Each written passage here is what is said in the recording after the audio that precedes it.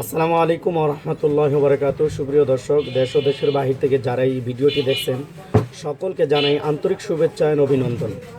সুপ্রিয় দর্শক, আজকে আমরা আপনাদের মাঝে দু একটি কথা বলতে এসেছি। গতকালকে 16ই ডিসেম্বর গেছে বাংলাদেশে, যেটা 16ই ডিসেম্বরকে কেন্দ্র করে ভারতের ঐতিহাসিক বিজয় আখ্যা দিয়েছেন নরেন্দ্র মোদী। তো সেক্ষেত্রে কথা বলতে গেলে আমাদের বাংলাদেশের নাগরিক হিসেবে আমাদের কিছু কথা বলতেই হয়। সেখানে আমাদের আপত্তি থাকতেই পারে।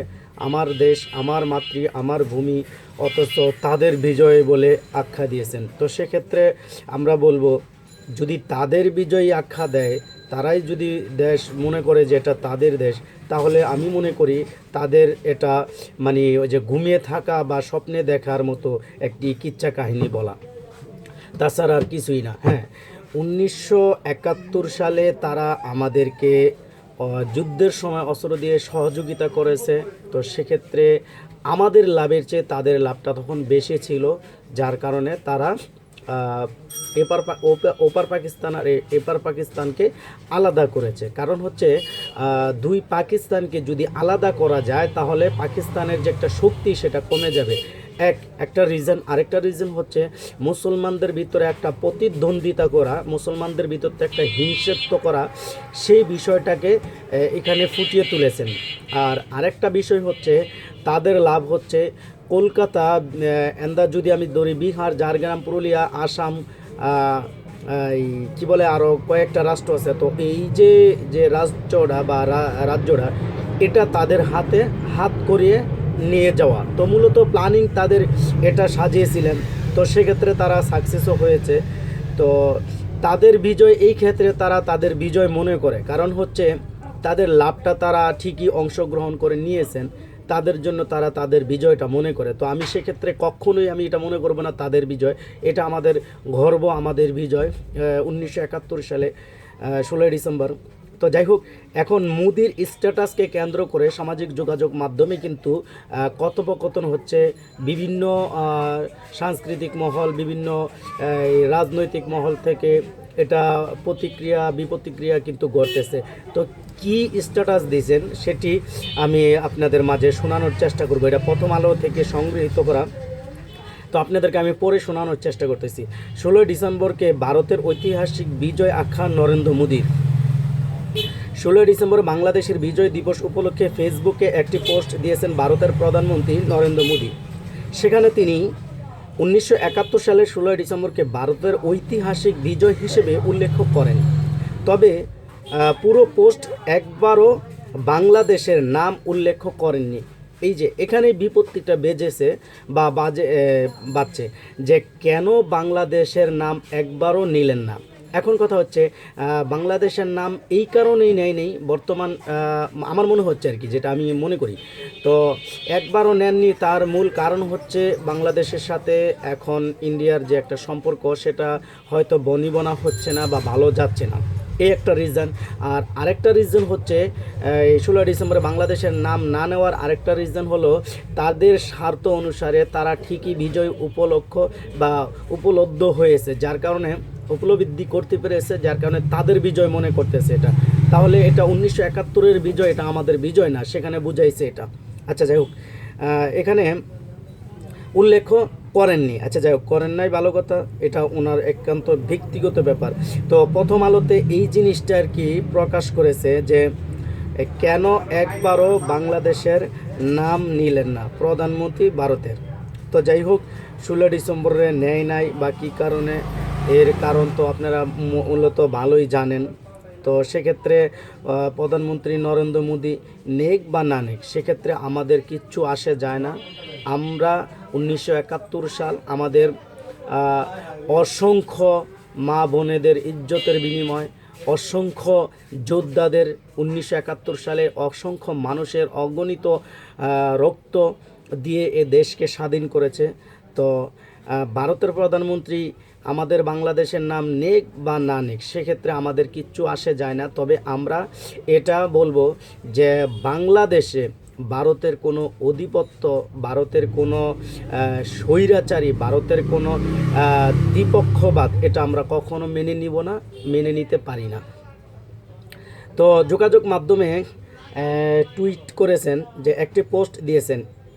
এদিকে তিনি ভারতের ঐতিহাসিক বিজয় বলে উল্লেখ করেছেন। এই পোস্টে তিনি বাংলাদেশের মুক্তিযুদ্ধ এবং বিজয় নিয়ে কোনো কিছু উল্লেখ করেননি। এক্সপোর্টস পোস্ট মোদি লিখেছেন, বিজয় দিবসে আমরা সেই সব সাহসী বীর সৈন্যদের স্মরণ করছি, যাদের অদম্য সাহস এবং আত্মত্যাগের বিনিময়ে 1971 সালে ভারত এক ঐতিহাসিক বিজয় অর্জন করেছে। এই যে এখানে বলা হয়েছে যে ভারত এক ঐতিহাসিক বিজয় অর্জন করেছে। হ্যাঁ, আমি তো মনে করি তাদের এই অর্জন হয়েছে, কারণ হচ্ছে কি, তারা তাদের স্বার্থ অনুসারে তাদের কলকাতা পর্যন্ত তাদের আসাম দরকার ছিল, বিহার তাদের দরকার ছিল, এগুলা তাদের দরকার ছিল। তারা ঠিকই কিন্তু কৌশলে দখল করে নিয়েছে, তাদের বিজয় হয়েছে। সেক্ষেত্রে হ্যাঁ, সেক্ষেত্রে আমাদের লস করিয়েছে, আমাদের পাকিস্তান থেকে আলাদা করেছে। আমি যদি বলতে যাই, এই পাকিস্তান, পূর্ব পাকিস্তান আর পশ্চিম পাকিস্তান কখনোই, এই যদি আমি বলি তখনকার সময়ের শেখ মুজিবুর রহমান আর জিয়াউর রহমান, তারা কখনোই চাননি যে এই পাকিস্তান আলাদা হয়ে যাক। হ্যাঁ, পাকিস্তান ঐক্য হয়ে যাতে একটা শক্তিশালী দেশ থাকে, সেটা সবাই চেয়েছিলেন। কিন্তু রাষ্ট্রভাষা উর্দুকে কেন্দ্র করেই কিন্তু মুসলমানদের উপরে, মানে এই পারের মুসলমানদের উপরে বা এই পারের জাতির উপরে একটা নির্মম পৈশাচিক যে আচরণ, এইটা কখনোই বাংলার জনগণ মানতে চান নাই। কারণ হচ্ছে করাচিতে থাকুক সে আমাদের শহর, কোনো সমস্যা নেই, কিন্তু এই পারের মানুষ কখনো চায় নাই যে আমরা দাসত্ব হয়ে আমাদের ভাষাকে কণ্ঠরোধ করে, বাকরুদ্ধ করে আমরা আটকিয়ে দিয়ে আমরা আরেক ভাষা আমাদের মাথার উপরে চাপায় দিব, সেটা কখনো এপার বাংলার মানুষ চায়নি। আর চায়না বিদায়ী কিন্তু এই পোস্টে মূলত মুজিব কি বলি, এই যে মোদি এই পোস্টটি কিন্তু করেছেন। তো যাই হোক, মোদি সাহস পেয়েছেন বিদায় কিন্তু আমরা সাহস দিয়েছি 1971 সালে, যার কারণে তারা এখন সাহস পায় কথা বলতে, নাইলে কিন্তু তাদের সাহস পাওয়ার কোনো এখতিয়ার ছিল না। আমাদের সাহস দেওয়ার কারণে তারা কিন্তু সাহসটা পেয়েছে। তো যাই হোক, মোদি লিখেছেন, তাদের দৃঢ় সংকল্প ও নিঃস্বার্থ সেবা আমাদের দেশকে রক্ষা করেছে, আমাদের ঐতিহাসিক তৈরি করেছে এক গর্বের মুহূর্ত। এই দিনটি তাদের বীরত্বের প্রতি শ্রদ্ধা ও বিনম্র শ্রদ্ধা এবং ভালোবাসা অতুলনীয় মনোবলকে স্মরণ করার দিন।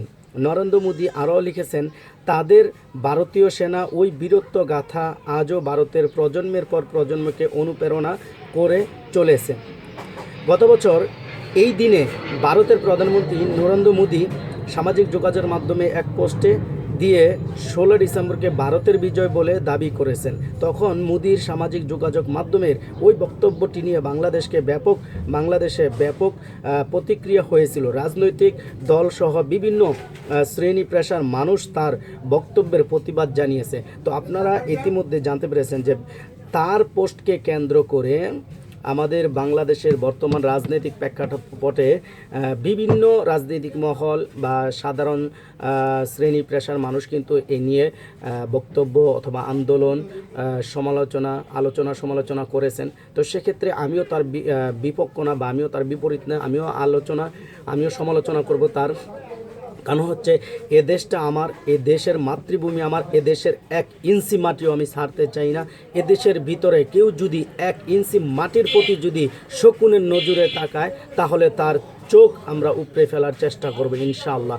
কখনোই তারা মাথা উঁচু করে আমাদের দেশে এসে মাথা উঁচু করে দাঁড়াতে পারবে না ইনশাআল্লাহ। তবে আমাদের ঐক্য থাকতে হবে। দেশ ও শান্তিতে যদি আমরা ঐক্যবদ্ধ থেকে দেশ ও দেশের মানুষকে যদি ঐক্যবদ্ধ না করতে পারি, তাহলে কখনো আমরা এই দেশকে নিয়ে আগাতে পারবো না। দেখেন, আজকে আমি যদি চিন্তা করি, প্রত্যেকটা রাজনৈতিক দলের যদি থিঙ্কিং থাকে আব্দুল হাদির মতো, যে না, আমরা এদেশের 1 ইঞ্চি মাটিকেও ছাড় দেব না, এদেশে কারো রাজত্ব চলবে না, এদেশে অন্য দেশের দাসত্বগিরি চলবে না, এটা যদি চিন্তা ভাবনা থাকে, এটা যদি আপনার থিঙ্কিং থাকে, তাহলে আপনারা কখনোই এই চিন্তা ভাবনা করবেন না যে অন্যের উপর নির্ভর করা। কেন আমরা ইন্ডিয়া থেকে পেঁয়াজ বাদে এখন আমরা চলতে পারতেছি না?